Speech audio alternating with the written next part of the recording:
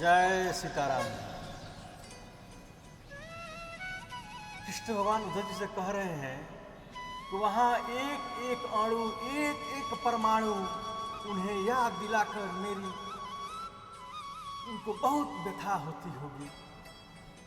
उनकी ओर देखते तक नहीं, अब तक उन्होंने प्राण त्याग कर दिया होगा। यदि पुनः उन्हें मेरी ब्रज में जाने की आशा नहीं होती, वे मेरी गोपियां हैं, उनकी आत्मा मेरी आत्मा है, वे बड़े कष्ट से जीवित रह रही हैं। जाओ उद्धव, तुम उन्हें मेरा संदेश सुनाओ और समझा बुझाकर किसी प्रकार उनकी विरह व्यथा व्याधि कुछ कम करके चेष्टा करो। उन्हें बहुत पीड़ा होती है। मेरे वे सखा, मेरे संगी, जिनके साथ मैं खेलता था, जिनसे मेरे उच्च नीचता तनिक भी व्यवहार नहीं था, जो पू धूल मिलाकर मुझसे एक हो गए थे, आज भी गौओं को लेकर जंगल में चराने आते होंगे और मेरे दिन भर टकटकी लगाकर मथुरा की ओर देखते हैं।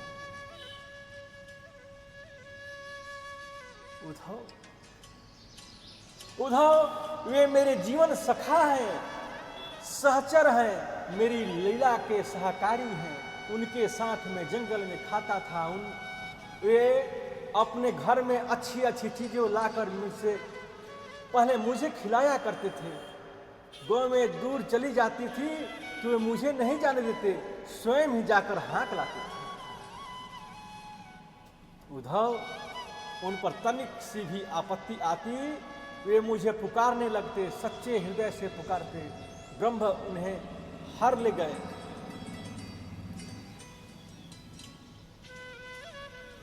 जब ब्रह्मा जी हर ले गए तो मैंने वर्ष भर तक उनका रूप धारण किया। ब्रह्म छक गए। इंद्र ने उनका अनिष्ट करना चाहा। मैंने 7 दिनों तक उंगली पर गोवर्धन उठा रखा। उनके साथ में उछलता था, कूदता था, खेलता था। उनकी स्मृति मुझे हर तरह रह रह कर आया करती है। तुम जाओ उद्धव, उन्हें केवल तुम ही समझा सकते हो।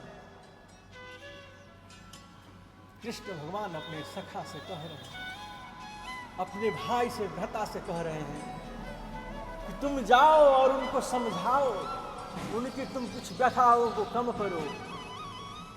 मेरी गायें हैं, मैं जब उनके पीछे पीछे चलता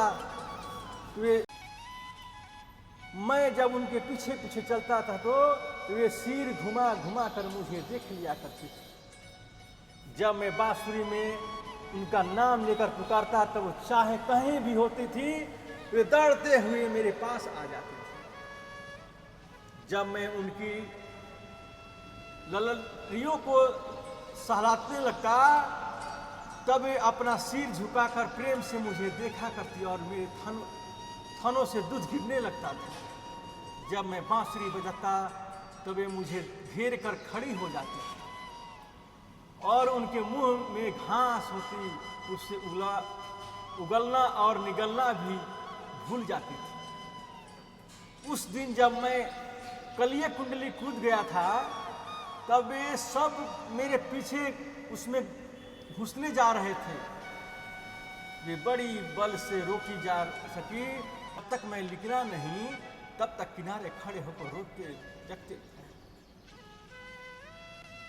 वे अब मुझे न देखकर कितनी पीड़ित, कितनी व्यथित होंगे उद्धव। वे तुम्हें देखकर कुछ सत्वना उनके मन में प्रातः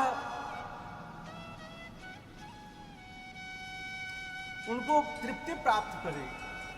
मेरी ही जैसी आकृति और मेरे ही जैसे वस्त्रों को देखकर वे तुमसे प्रेम करेगी और जब तुम उन्हें सहलाओगे तब वे प्रसन्नता का लाभ करेगी। उद्धव, ब्रज का एक एक स्थान, वहाँ का एक एक वृक्ष, एक एक लता मुझे स्मरण आ रही है। मैं उन्हें भूल नहीं रहा हूँ। वहाँ के सारस, हंस, मयूर, कोकिल सभी मुझे याद आ रहे हैं। वहाँ के हरित और हरिणियाँ जो मेरे पास आकर मेरा शरीर खुजलाती थी, मेरे हृदय में वैसे ही चेष्टा करती हुई दिख रही है। वहाँ के भंवरों को वहाँ के भंवरों की गुंजार अब तो मेरे कानों को भर रही है। वहाँ के पंछियों का कलकलाहट और भी मन को मोहित कर रहा है। उद्धव तुम जाओ, अब तनिक भी विलंब मत करो। संभव है गोपियों के प्रेम के वर्णन सुनकर उद्धव के मन में यह अभिलाषा नहीं थी कि मैं ब्रज में जाकर उनका प्रेम देखूं, अथवा शायद वे ज्ञान में ही डूबते रहे हों। भगवान ने प्रेम सागर के आनंद के लिए उन्हें ब्रज में भेजा ही। कुछ भी हो, भगवान ने उन्हें ब्रज में भेजा और उन्होंने अविलंब आज्ञा का पालन किया। उद्धव भगवान का संदेश लेकर रथ पर सवार हुए और संध्या होते होते ब्रज की सीमा में पहुंच गए। वहां की हरी हरी वन पत्तियां सूर्य की लाल लाल किरणों से रजित हो रही थी। मानो ब्रज भूमि में उद्धव के स्वागत के लिए सहस्त्र सहस्त्र लाल लताएं फहरा रही हो। उद्धव का रथ वृंदावन की ओर बढ़ रहा है। जय श्री